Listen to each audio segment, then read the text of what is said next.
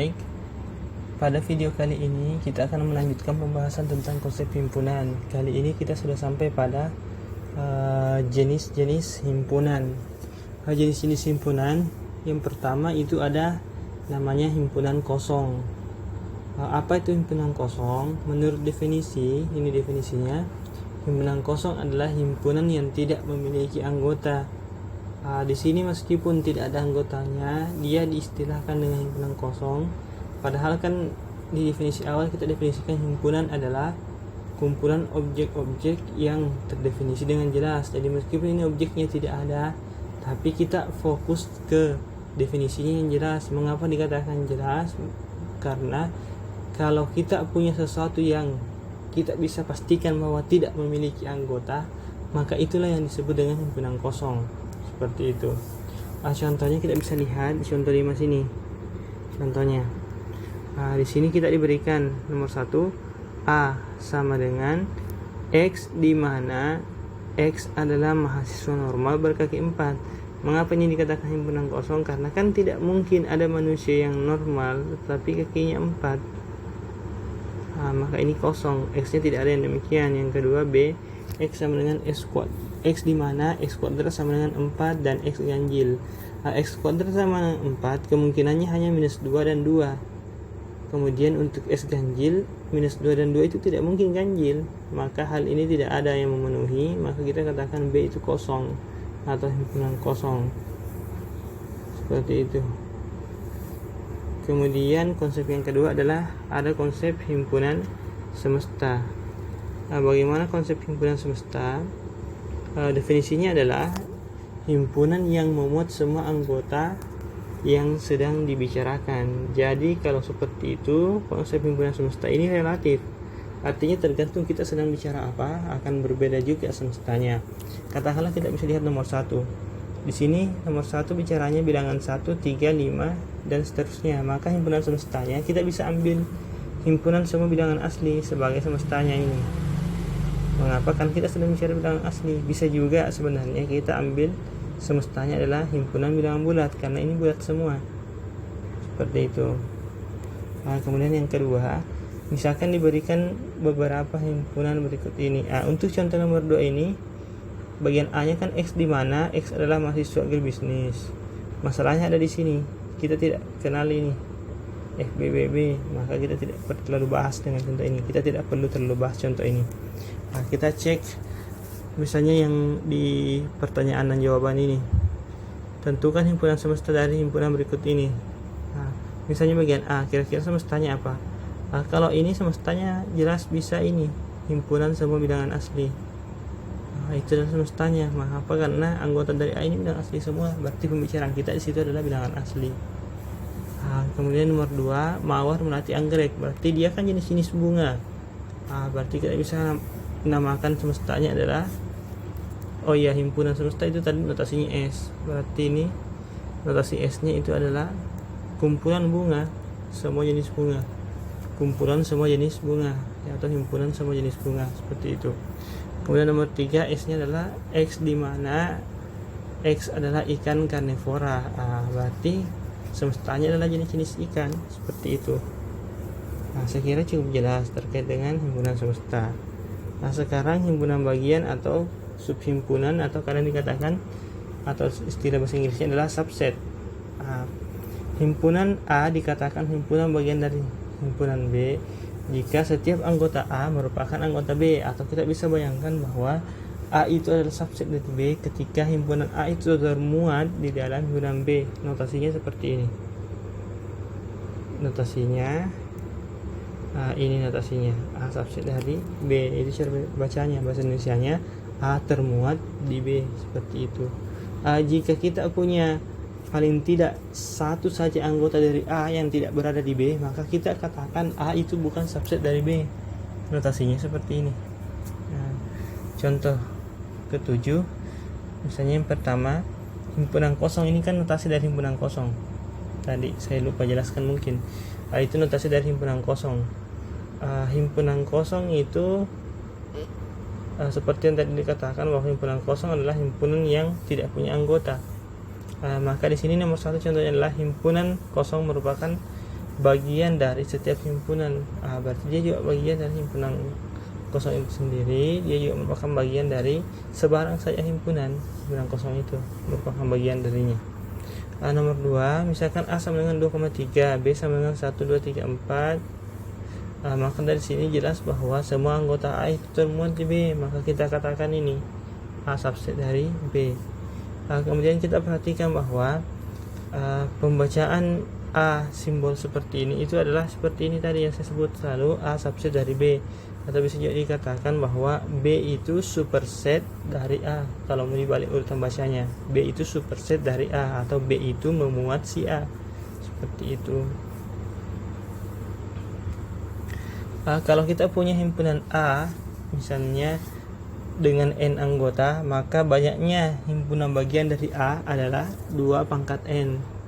Ini jadi ada anggotanya, atau banyaknya, bukan anggota sih, banyaknya subset dari A yang mungkin itu adalah sebanyak 2 pangkat N jika anggotanya A sebanyak N.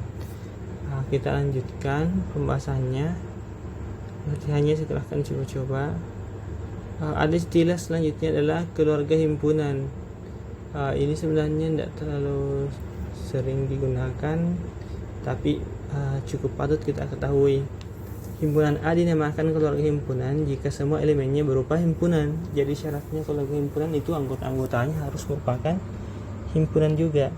Contohnya nomor 1, A sama dengan buka kurung himpunan yang beranggotakan 1, ini yang isinya 1 saja. Yang kedua itu himpunan yang maaf sebentar. Ya. Jadi tadi sudah sampai di mana ya? Sampai di himpunan apa tadi ya? Keluarga himpunan. Ya, keluarga himpunan itu kalau anggota-anggotanya adalah himpunan. Sekarang contoh yang C ini bukan merupakan keluarga himpunan. Mengapa? Karena ada satu anggotanya yang bukan himpunan. Ini bukan himpunan. Seperti itu. Selanjutnya, konsep selanjutnya adalah istilah himpunan kuasa, atau bahasa Inggrisnya power set. Himpunan kuasa dinotasikan dengan 2 pangkat A, maksudnya adalah himpunan kuasa dari himpunan A adalah keluarga himpunan dari semua himpunan bagian dari himpunan A. Artinya dia adalah keluarga himpunan, tapi anggota-anggotanya adalah semua himpunan bagian dari A. Itulah maksudnya keluarga himpunan.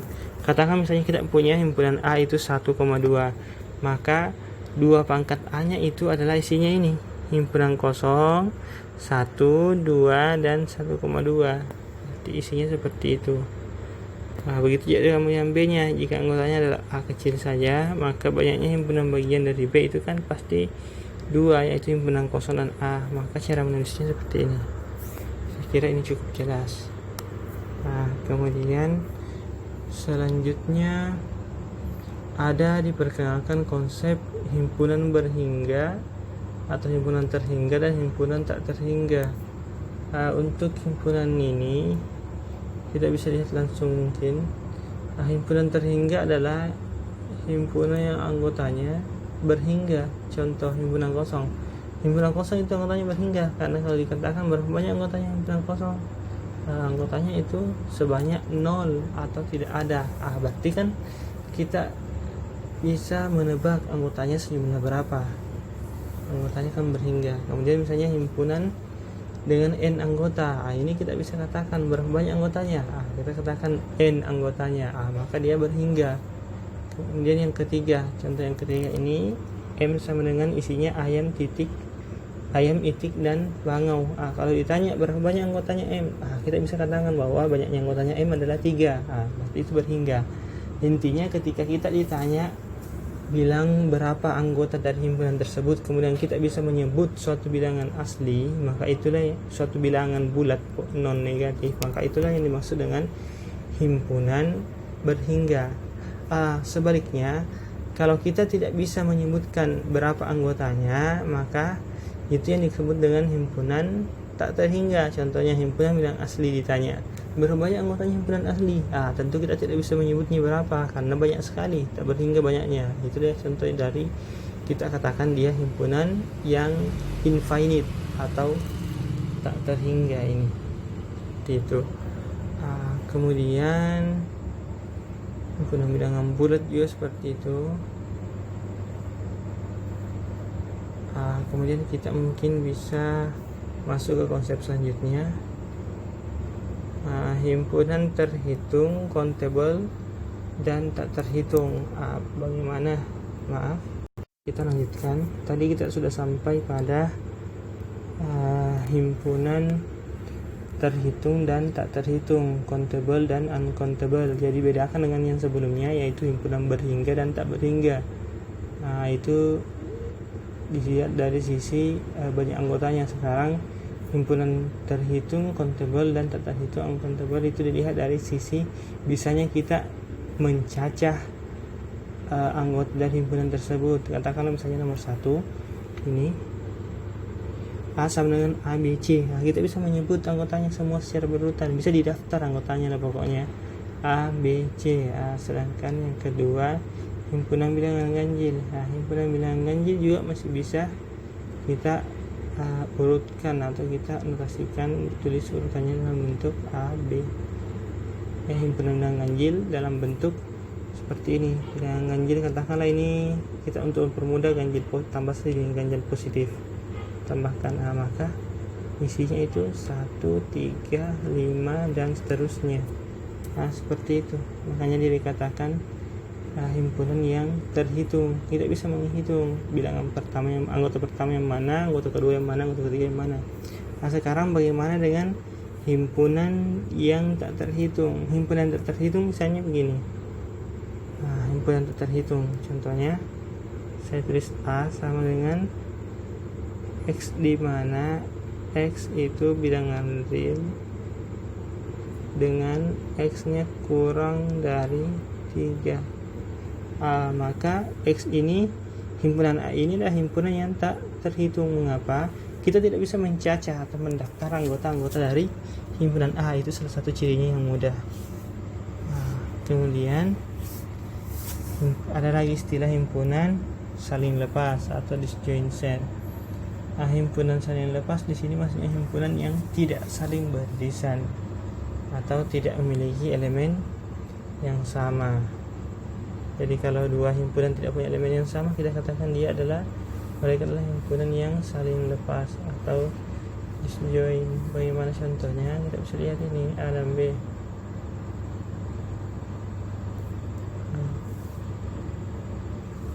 Jadi ini dua himpunan yang saling lepas. Mengapa? Karena tidak ada yang saling beririsan anggotanya, tidak ada yang kembar anggotanya. Itulah yang disebut dengan himpunan saling lepas. Konsep selanjutnya ada istilah kesamaan dua himpunan. Untuk konsep kesamaan dua himpunan, kita langsung saja perhatikan definisinya. Himpunan A dikatakan sama dengan himpunan B jika setiap elemen dari A merupakan elemen dari B, dan sebaliknya juga setiap elemen dari B merupakan elemen dari A. Makanya nanti itu kita bisa katakan dia ini sama, mereka sama kalau berlaku ini. Pertama, A harus subset dari B, kedua B harus subset dari A. Inilah definisi yang kita berikan terkait dengan kesamaan dua himpunan. Nomor 1 misalnya anggotanya 1, 2, 3 dan B nya anggotanya 3, 2, 1, itu kan sama saja. Nanti terakhir ini juga anggotanya adalah 1, 2,3. Maka kita katakan itu bahwa himpunan A dan himpunan B itu sama. Yang ini dengan ini. Ini C dengan D. C itu adalah 1,2,2,1, D itu 2,1,2. Maka kita katakan kita katakan bahwa C dan D itu adalah dua himpunan yang sama. Yang ini seperti itu. Kemudian selanjutnya di sini ada istilah representasi himpunan ya. Selanjutnya